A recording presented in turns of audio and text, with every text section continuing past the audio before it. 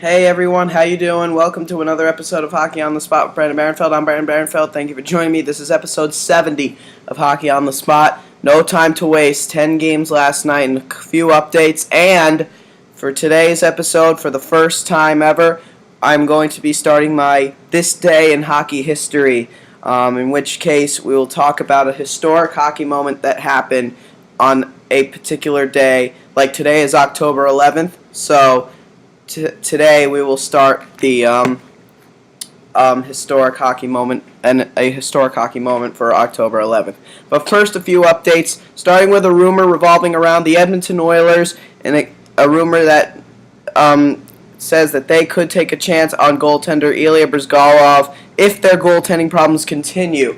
Devan Dubnyk and Jason LaBarbera have not exactly been the greatest tandem, so they do need a goaltender, and like I've been saying all along, and I think Bryzgalov could be the guy. He is currently staying in shape and practicing with the Las Vegas Wranglers of the East Coast Hockey League.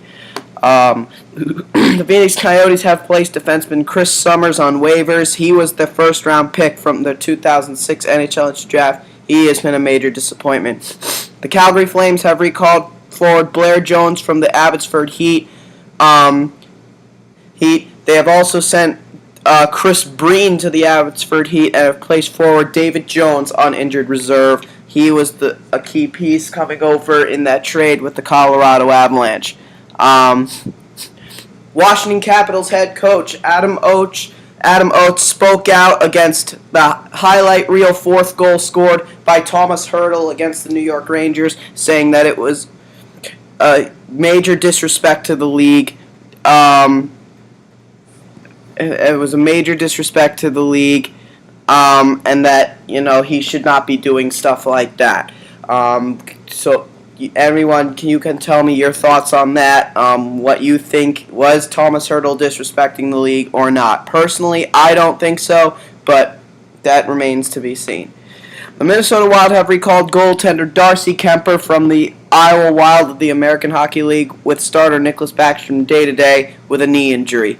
Kuemper will back up Josh Harding when the Minnesota Wild take on the Winnipeg Jets tonight. Washington Capitals forward Martin Erat has been demoted to the fourth line, and he has said that he isn't happy with the way he's being utilized. He was asked whether he'll demand a trade or not. He said not yet, but he know what he can do, and we would see what happens. He was, of course, the key piece coming over to the Caps in that Philip Forsberg trade. Going back to more San Jose Sharks news, forward Joe Thornton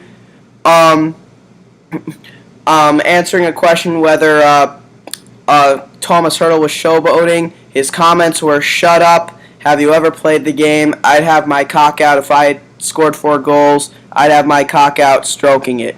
That is a very inappropriate comment in my personal opinion. But that is a major inappropriate comment. I honestly never really liked Joe Thornton's personality, and I think it's really just a dumb thing to say, honestly. So we'll see what happens. And last but not least, New York Rangers forward Rick Nash is out indefinitely with a concussion.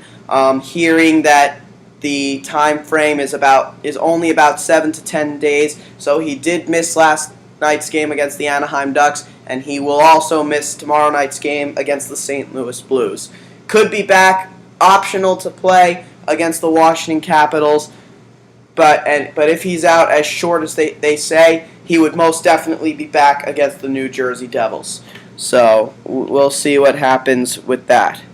And that is all the updates. And the Vancouver Canucks have named former captain Stan Smile Director of Player Development. So that's a good honor for him. So anyway, now with all those updates being done, let's get to our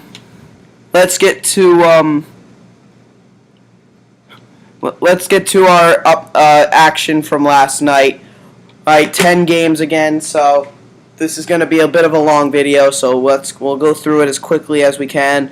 Starting with the Colorado Avalanche and the Boston Bruins in Boston, both teams undefeated going into the game. It would be, believe it or not, the Colorado Avalanche coming out on top by a final score of 2-0. Now the Avs extend to 4-0 under new head coach Patrick Waugh. They really are not a team to be messed around with this year. We've all underestimated them so far, and so far it's worked. But now you just got to wonder if they will set back as the year continues. We'll see. Let's hope not. But anyway, for the Colorado Avalanche, both goals that they scored came in two different periods, both with under a minute remaining in each period. In the first period, with 40 seconds to go in the first period, Ryan O'Reilly would score a power play goal assisted by Andre Benoit and Matt Duchene. Andre Benoit getting his first point in a Colorado Avalanche uniform, played for the Ottawa Senators last season. And then with 26 seconds remaining in the game, Matt Duchene would score an unassisted empty net goal to put the game away. Lots of penalties in this game, lots of battles in this game. Milan Lucic would have the most penalties of anybody, 12 minutes in penalties in that hockey game.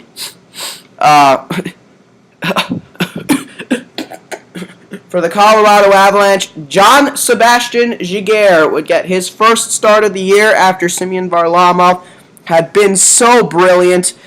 However, now J.S. Giguère this season has now registered one thing that Semyon Varlamov has yet to get this season: a shutout. As good as Varlamov has been, he has given up a goal in each and every game, at least one. J.S. Giguère gets the shutout tonight, last night, a 39-save shutout. He was absolutely brilliant and well-deserving of first star honors. For the Boston Bruins, Tuukka Rask was also very good. He only let in one goal, 28 saves on 29 shots, a .966 save percentage. Good enough for second star honors. Giguère was better, he got the first star honors, and Matt Duchene would be the third star with a goal and an assist in the game. So congratulations to the Colorado Avalanche. Next, we have the Columbus Blue Jackets and the Buffalo Sabres in Buffalo. The Buffalo Sabres looking for their first win of the season. They still cannot get it. 4-1 the final score in favor of the Blue Jackets. The Buffalo Sabres currently standing at the last place position in the National Hockey League. They are the worst team in the National Hockey League at this very moment. The Columbus Blue Jackets' first goal coming just a minute 51 into the game from Cam Atkinson, his first of the year, assisted by Marian Gaborik and James Wisniewski. And then after Buffalo tied the game, it was all Columbus. Nick Foligno would get up on the board, assisted by Ryan Johansson and R.J. Umberger. Then Marian Gaborik would score a goal, assisted by Cam Atkinson and Ryan Murray. Ryan Murray getting his first career NHL point. And then Brandon Dubinsky would get his first of the year, assisted by David Savard and Marian Gaborik. Sergei Bobrovsky would get the starting goal, making 26 saves on 27 shots, a .963 save percentage. He was really, really good in the hockey game. For the Buffalo Sabres, Thomas Vanek getting the only goal of the game for him, doing his impression of Thomas Hertl between the legs. He did this twice. He scored once, and he missed once. But he gets the goal. He gets the goal between the legs, assisted by Steve Ott, his first assist of the year, and Cody Hodgson.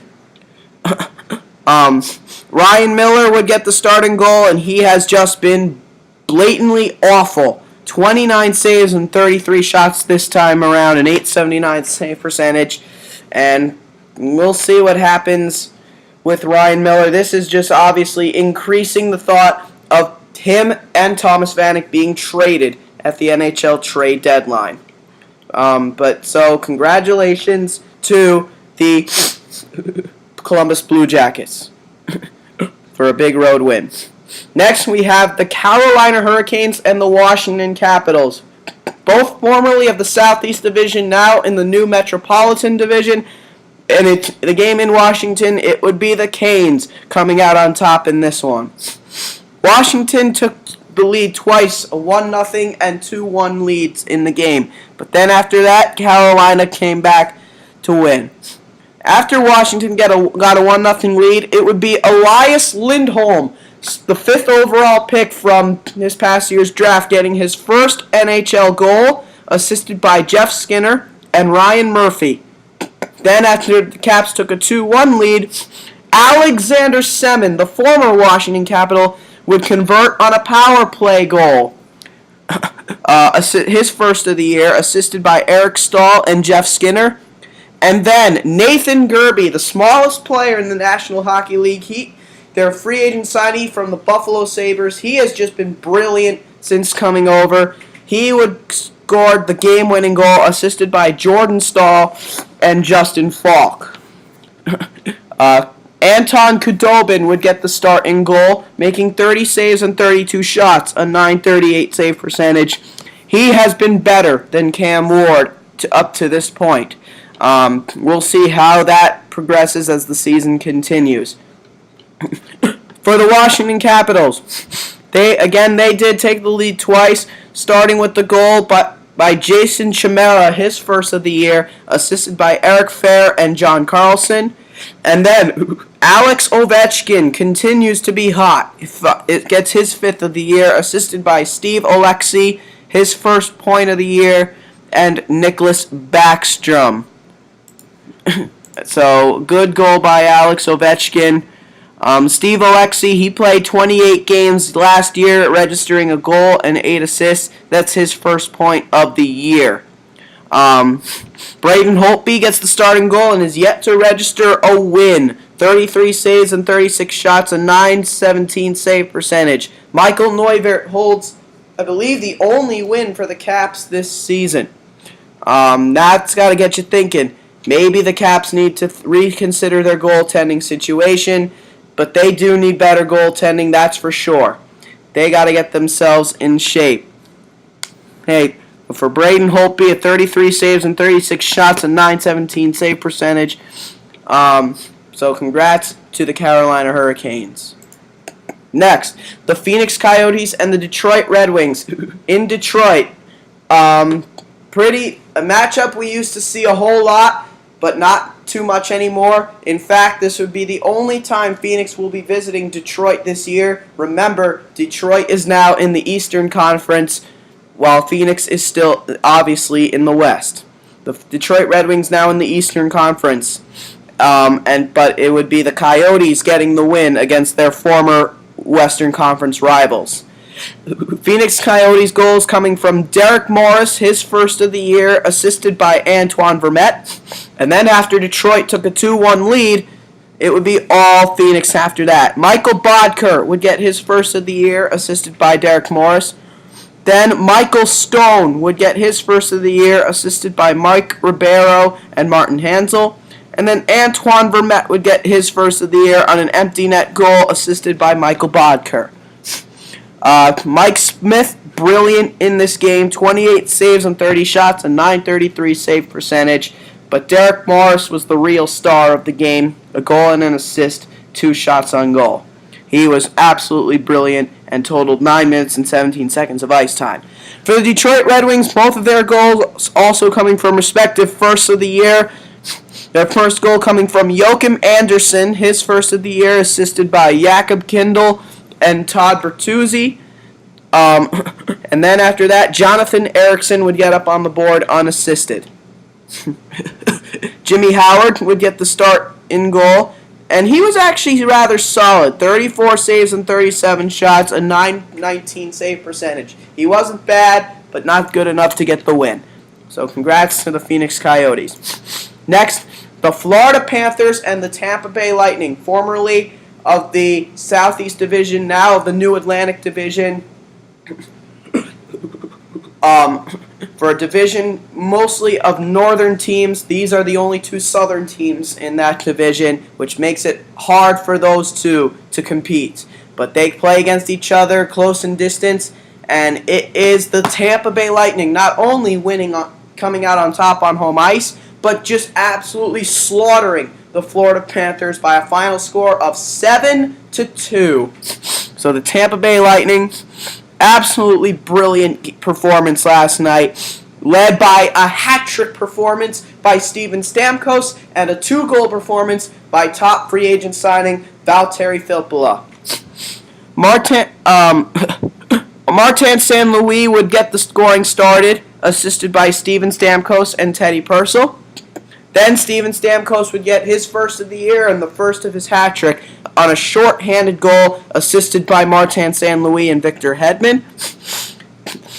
Then Steven Stamkos would get his second of the game, assisted by Matt Carle and Ryan Malone. Then Andre Palat would get his first of the year, assisted by Alex Killorn, and Ben Bishop, the goaltender Ben Bishop, getting an assist on the play, his first assist of the year. Then Valtteri Filppula would come up with 2 goals in a row, first on the power play, assisted by Matt Carle and Alex Killorn. Then his second of the game came even strength, assisted by Teddy Purcell and Sammy Salo. And then Steven Stamkos would complete his hat-trick performance with a power play goal, assisted by Sammy Salo and Teddy Purcell. So 3 goals in 3 different ways: a short-handed goal, an even strength goal, and a power play goal. Ben Bishop again gets the starting goal and remains perfect. 19 saves on 21 shots. Didn't face that much. A .905 save percentage. But he remains perfect this season. For the Florida Panthers, they were lucky to even get 2 goals on the board. Their first goal coming 59 seconds into the second period, a power play goal by Brad Boyes, assisted by Brian Campbell and Thomas Fleischmann.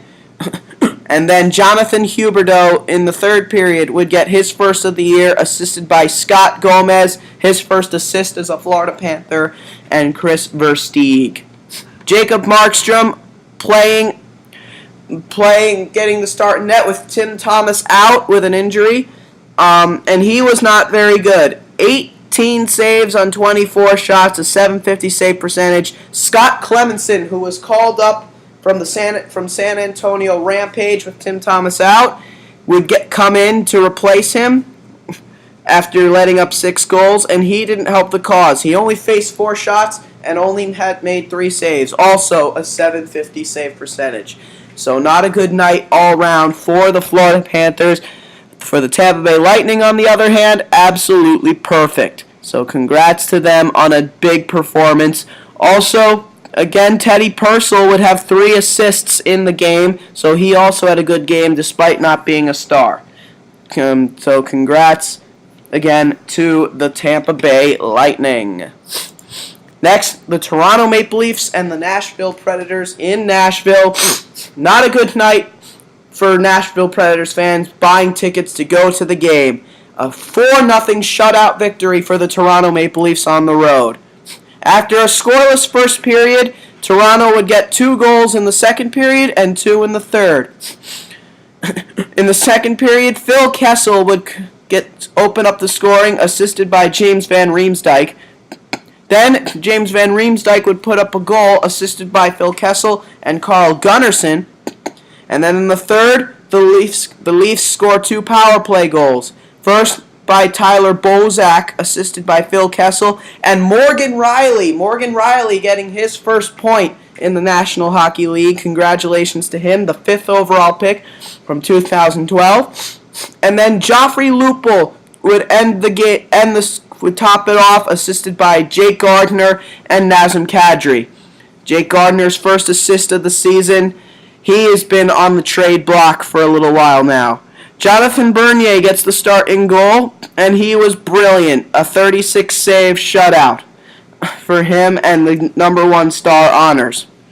For the Nashville Predators, Mike Fisher had 15 minutes in penalties in the hockey game.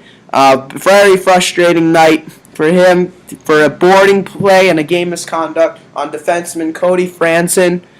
I believe they were former teammates, actually. No, they weren't. Actually, no, yes, they were. They were former teammates briefly. But again, not a good night for the Preds. Now feeling the effects of no Roman Josi in the lineup. Pekka Rinne really was not up to speed. 22 saves and 26 shots and 846 save percentage for him. So not a night to remember for the Nashville Predators. Congrats to the Toronto Maple Leafs. Now we have the Winnipeg Jets and the Minnesota Wild in Minnesota. A big win for the Minnesota Wild at home. It is their first win of the season at long last. They have been long searching for that first win of the year. They finally get it. And without the top stars doing all the scoring. For the Minnesota Wild, their goals coming from Jonas Brodin, assisted by Matt Cook and Kyle Brodziak. And then Matt Cook would get a goal assisted by Torrey Mitchell and Clayton Stoner. Matt Cook, a brilliant game and first star honors. Their free agent signing from the Pittsburgh Penguins. Josh Harding would get the start in goal, and he only faced 15 shots and made 14 saves, a .933 save percentage. So not an active night for Minnesota goaltending. Again, Darcy Kemper was called up to be the backup with Nicholas Backstrom day to day. For the Winnipeg Jets, their only goal coming on the power play from Brian Little, assisted by Tobias Enstrom and Dustin Byfuglien. Andrei Pavlik got the starting goal, and he was actually brilliant. If not for him, the Wild would have scored way more goals than they scored last night. 28 saves on 30 shots, a .933 save percentage. You can only do so much when you're facing most of the shots and your team is barely getting any. So kudos to Andrei Pavlik. A good effort by the Winnipeg Jets, but not good enough to get the win. Congrats to the Minnesota Wild. Now, we have the Montreal Canadiens and the Edmonton Oilers in Edmonton. Oh, and by the way, folks, speaking for the Winnipeg Jets, also formerly from the Southeast Division, formerly the Atlanta Thrashers, now, of course, moving to the Western Conference, with the Detroit Red Wings moving east to the Atlantic Division and the Columbus Blue Jackets moving east to the Metropolitan Division, the Jets moving west to the Central Division. Now we have the Montreal Canadiens and the Edmonton Oilers in Edmonton. Big win on the road for the Montreal Canadiens, 4-1 the final score. Edmonton did take a 1-0 lead in the game, but after that, it was all Montreal. Starting with a power play goal from Brendan Gallagher, assisted by Alex Galchenyuk and PK Subban. That kid line continuing to dominate. And then after that, Brandon Prust would get his first of the year, assisted by PK Subban. Then Alex Galchenyuk would get his first goal of the season, assisted by Brendan Gallagher. He had been the playmaker on that line. He finally gets a goal. And then after that, Max Pacioretty would get his first of the year on an empty netter, assisted by Danny Briere and PK Subban. For Danny Briere, folks, that is his first point as a member of the Montreal Canadiens. So congratulations to him for that. Peter Budaj would get the start and goal, and he was rather good. It was his first start of the season, and he was rather good. 27 saves and 28 shots, a .964 save percentage, and he was the first star of the game. For the Edmonton Oilers, their only goal, again, was what gave them a 1-0 lead in the second period. A power play goal by Ryan Smith, his first of the year, assisted by Taylor Hall and Ryan Nugent-Hopkins. Ryan Nugent-Hopkins getting his first assist of the year. Ryan Smith only had 2 goals last season. Devin Dubnyk got the full start and goal for the Edmonton Oilers. 23 saves and 26 shots and .885 save percentage. Not really a night to remember for the Oilers. So congrats to the Montreal Canadiens in the first ever matchup between two former Sarnia Sting line mates, Nail Yakupov and Alex Galchenyuk. So congrats to the Montreal Canadiens and Alex Galchenyuk getting the win this time. Next, we have the San Jose Sharks and the Vancouver Canucks in Vancouver. For the Sharks, their first road game of the season. For the Vancouver Canucks, Dating back, they have not defeated the San Jose Sharks in a very long time, and that losing streak continues. Another 4-1 victory for the San Jose Sharks against the Vancouver Canucks. For the San Jose Sharks, their goals coming from Marc-Edouard Vlasic, assisted by Brent Burns and Joe Thornton. Then Matthew Pelech would get his first NHL goal, assisted by James Shepard, his first point of the season. Then Patrick Marleau would get up on the board, assisted by Tyler Kennedy and Logan Couture. And then Brent Burns would cap it off with an empty netter, assisted by Joe Thornton and Logan Couture.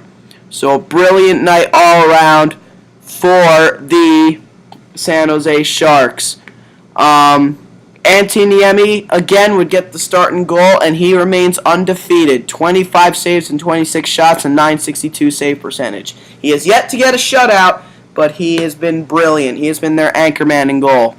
For the Vancouver Canucks, Mike Santorelli continues to be a big surprise for them. His fourth of the year, the only Vancouver goal, assisted by Ryan Stanton and Chris Tanev. Roberto Luongo would get the starting goal, making 25 saves on 28 shots, an .893 save percentage. So congratulations to the San Jose Sharks. And last but certainly not least, we have the New York Rangers and the Anaheim Ducks. For the New York Rangers, this will be their final late night game in a while, for a very long time, and their struggles absolutely continues. Their struggles continue. They have now led up 15 goals. In their past 2 games, they have led up 15 goals and have scored just 2, both of them coming against the San Jose Sharks in that 9-2 loss. They look to erase that 9-2 loss and move forward. They had an excellent practice, but it did not translate to the game. For the Anaheim Ducks, despite being injury-prone, they come up with a huge win. Their home opener, their first home game of the year. They started the year with a 3-game road trip, and they get a huge win for Teemu Selanne's final home opener. 6-0, the final score of the game. And for the New York Rangers and Alain Vigneault, they got to be thinking now. The New York Rangers, again, without Rick Nash for this game. And for the Ducks, they are without the services of Kyle Palmieri and Matt Bolesky. However, Emerson Edom makes his 2013-2014 season debut, finally coming off of injury. All goals again coming from the Anaheim Ducks, starting with a goal from their captain, Ryan Getzlaf, his first of the year, assisted by Corey Perry and Dustin Penner. Beautiful sidestep move by Corey Perry. Then Jakob Silfverberg continues his dominance, a 4-game point streak. He scored 2 goals in this game. That's his third of the year, assisted by Teemu Selanne and Matthew Perreault. For Selanne, his first point of the season. Then Daniel Winnick would score his first goal of the season, assisted by Sami Vatanen. He got his first assist of the year. Then Jakob Silfverberg would score his second of the game, assisted by Teemu Selanne and Matthew Perreault. Then Saku Koivu would get up on the board, assisted by Daniel Winnick and Andrew Cogliano. And then, last but certainly not least, Dustin Penner gets his first goal in his second stint as an Anaheim Duck, assisted by Corey Perry and Brian Allen. For Brian Allen, his first assist of the year. Jonas Hiller was absolutely brilliant. He remains undefeated. 34 saves, a 34-save shutout for him. He was amazing. Third star of the game. Sami Vatanen was the second star, and Brian Allen was the first star. The big story, both of them, a +5, respectively. They were on for 5 of Anaheim's 6 goals for. That ties a franchise record for Vatanen. That sets an Anaheim Ducks rookie record. +5 for both of them. Those 2 defensemen were brilliant. For the New York Rangers, nothing going for them. For Henrik Lundqvist, 31 saves on 37 shots and .838 save percentage. Derek Dorsett had 21 minutes in penalties in the game. a roughing against Corey Perry, and of course for fighting with Brian Allen, instigator, 10-minute misconduct, and a tripping. He was an animal last night, and that is very disrespectful to the league, honestly. I love the New York Rangers. They're one of my favorite teams, but I do not approve of that kind of those kinds of antics on the ice. But a well-deserved win for the Anaheim Ducks. New York Rangers next game against the St. Louis Blues, and for the Anaheim Ducks, their next game, their Mighty Duck throwback night against the Ottawa Senators. So be sure to catch that, and congrats to the Anaheim Ducks on a big win. That is all the action from last night, and now, last but certainly not least, for the first time ever, we will now be doing this day in hockey history from October 11th. In 1952, the first ever NHL game would be broadcasted. It would be a matchup between the Montreal Canadiens and the Detroit Red Wings. Way back in October 11th, 1952, that would change the NHL forever. That was the date when the first NHL game was televised. It happened in Montreal, Canada, and the broadcast was completely in French.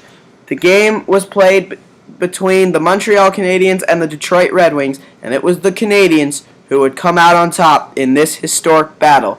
The audience was small, but history was being made as Canadians could finally watch their heroes play while sitting in their living rooms. So, a great moment in the history of our game. Tell me what you guys think about this interesting fact. And that is it, folks. This was a very long episode, and for good reason. That'll do it for episode 70 of Hockey on the Spot. This has been Hockey on the Spot with Brandon Barenfeld. I'm Brandon Barenfeld. I will see you guys again tomorrow. Thank you, and have a great day.